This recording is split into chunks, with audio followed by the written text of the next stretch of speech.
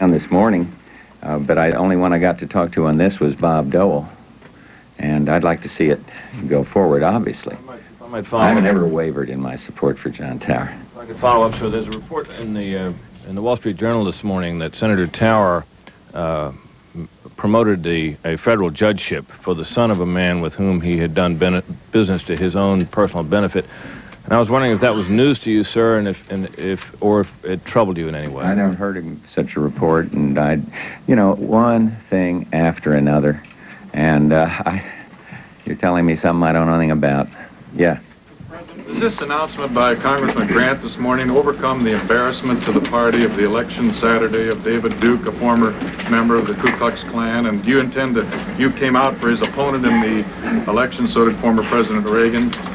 What does the party do next about David Duke? Well, I'll leave that to Lee, but I strongly support what our national chairman, Lee Atwater, has said in this matter. And maybe there was some feeling in Metairie, Louisiana, that the President of the United States involving himself in a state legislative election was improper or overkill. I've read that. And I can't deny that. But what I can affirm is I did what I did because of principle. And Lee has done what he's done because of principle. And this man, his record is one of racism and bigotry, and I'm sorry, I just felt I had to speak out. But whether it helped or hurt, I don't know. Yeah. Mr. President, you said during your speech to the joint session of Congress that your support for the Strategic Defense Initiative was unqualified, but the Office of Management and Budget Director Richard Darman, when he briefed on your budget, said that it was conditional on the outcome of the 90-day review that's coming up. Is it or is it not conditional, and would you rule out curtailing the program to an accidental launch protection system? I'm not ruling anything in or out. I have stated my support for the principle of SDI. I have not favored what some would call premature deployment.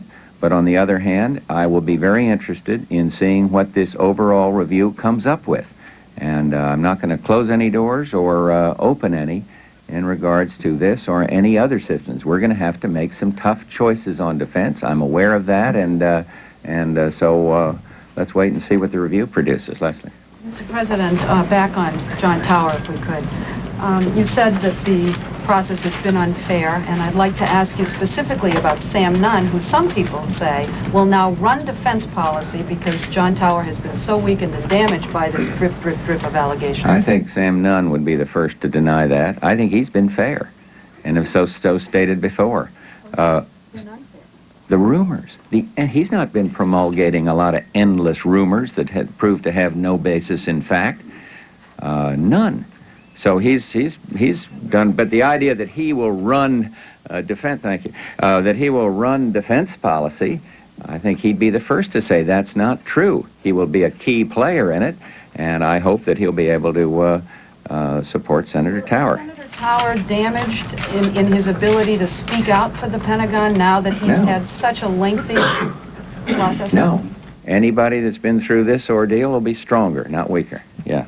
But Senator Nunn is concerned about these reports of Senator Tower's drinking problems. The FBI report acknowledges that the senator apparently did have a drinking problem in the 1970s. Do you think he's overly concerned? And why are you so convinced that this won't present a problem? Because I know Senator Tower. I've talked to a lot of people that have worked with Senator Tower.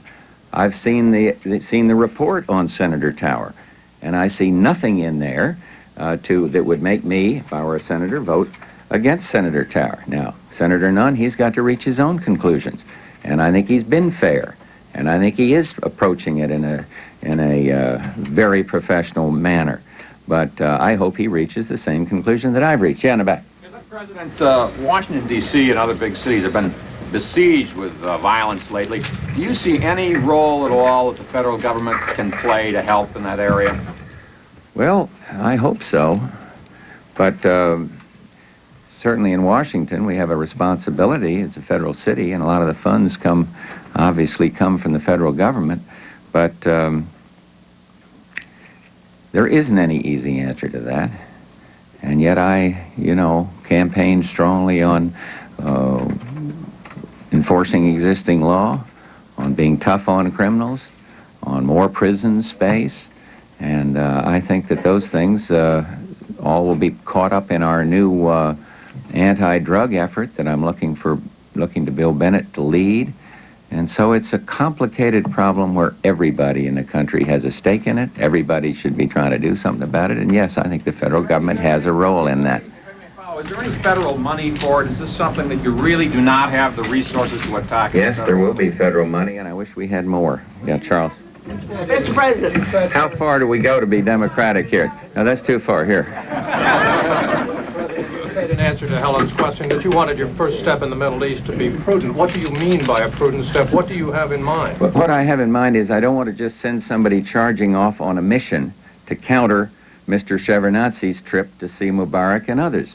Let's do something that's going to hopefully have results. And I'm not saying we have to know that a trip by the secretary or the trip by instructions to an ambassador are going to result in a settled policy, everything settled in the Middle East, but I don't want to be stampeded by the fact that the Soviet foreign minister takes a trip to the Middle East. So it's good, in my view, that's a good thing.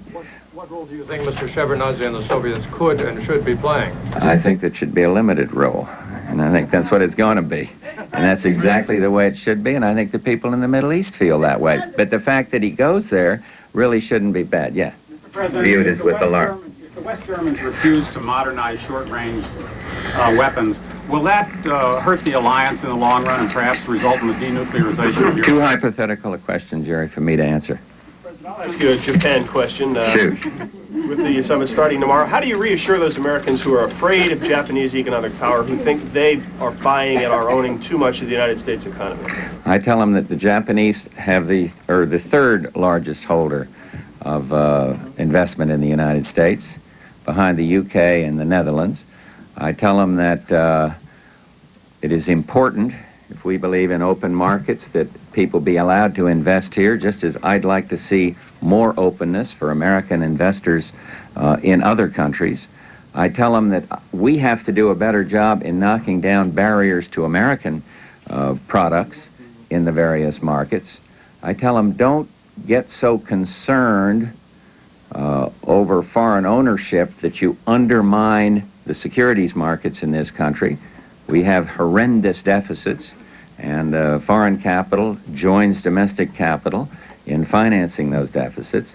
So I also tell them I have a responsibility as president in terms of our technology, in terms of our national security, and I intend to exercise that responsibility. Jerry? Yeah, Mr. President, I think what concerns some people about Senator Towers, too, Jerry, is the fact that he has admitted that he had a drinking problem in the 70s, and he hasn't really had any kind of treatment program or been enrolled in any kind of treatment program. What do you say to people about the potential of a relapse? I say that there is no evidence of any kind of the disease alcoholism. None whatsoever.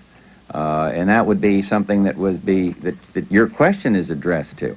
And I'd say that I looked at the reports with this in mind, and I didn't listen to rumors. I didn't listen to mindless allegations. I was fair enough to look at the facts. And I've known Senator Tower, and known him professionally, and known him as a friend, and I do not think that these charges that are tried and then shot down and then tried again and then shot down again have helped the process. And so I'm not about to make a judgment on some rumor or some innuendo. And we've looked at the facts. And I think the report speaks to the fact that a lot of the I'd say all of these charges that we've read about have been rumor, and a lot of it vicious rumor. And so I am convinced that he is not only capable of doing this job, but will do it in an outstanding way. How many more we got? On the budget. Who's that voice I hear in the back? Could it be Sarah McClendon? We're sorry, it's a democracy. I want to ask you about gun control all over the country. The parents and the people, now don't leave me, don't leave me. Sarah? All over the country, the parents now are going to City Hall about this. Cleveland, they just had a vote. Their polls are being taken. Mothers are up in arms about this. Something's going to have to be done about stopping guns, and you say you're for them. For what? But you said the other day that you were not going to be for the ban on gun control. I'd like to find some way to do something about these automated weapons. I'd like to see some way to enforce the laws that are already in the books about automated AK-47s coming into this country. And I'd like to find a way to be supportive of the police who are out there on the line all the time.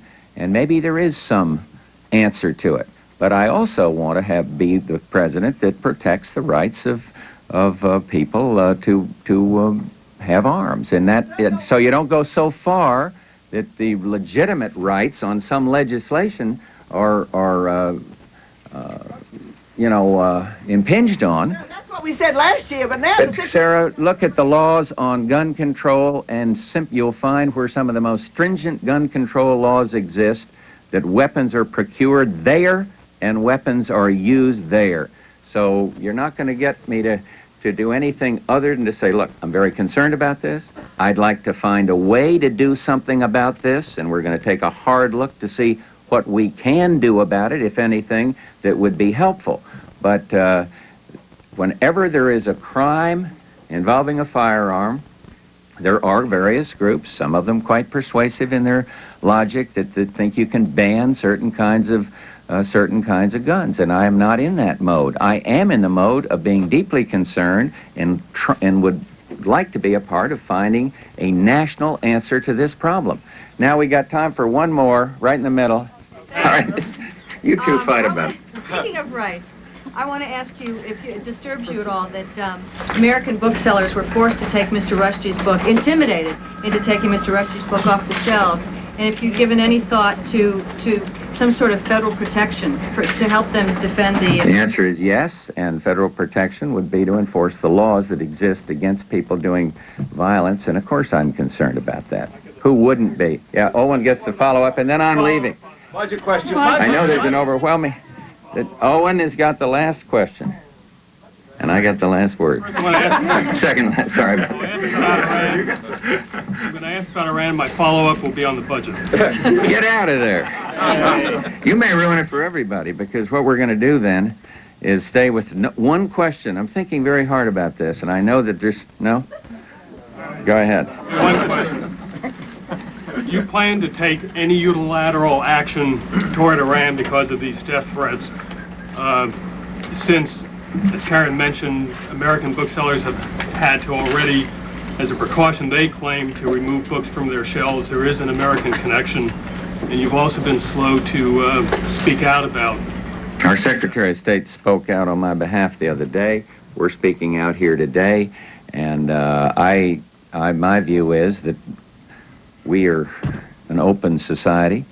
None of us like everything that's written, and but certainly people should have have protection of the law if they decide to go ahead and sell a book of this nature. That's the answer I'd give to it. And as to how the Iran factor, I've just laid down how I feel in terms of the, in this case, the imam exhorting people to go out and commit murder. Mr. President, testified on the Hill that he's going to tighten credit. Mr. Bush, about the budget. Where's the no-no? President Bush, in an impromptu news conference this morning, he was asked about a number of issues, most specifically about Iran. He said he found Iran's actions in issuing a death threat against author Salman Rushdie to be deeply offensive to norms of civilized behavior, and issued a warning in return, saying the government of Iran would be held accountable for the actions against American interests. We will have more on this, and of course on all of the issues that he addressed this morning. When Peter Jennings reports on that, the president will be leaving for Tokyo at 6:30 in the morning. Peter Jennings will be reporting on the funeral of Emperor Hirohito, and on this issue as we report on World News Tonight. And I'm Forrest Sawyer in Washington. Good morning.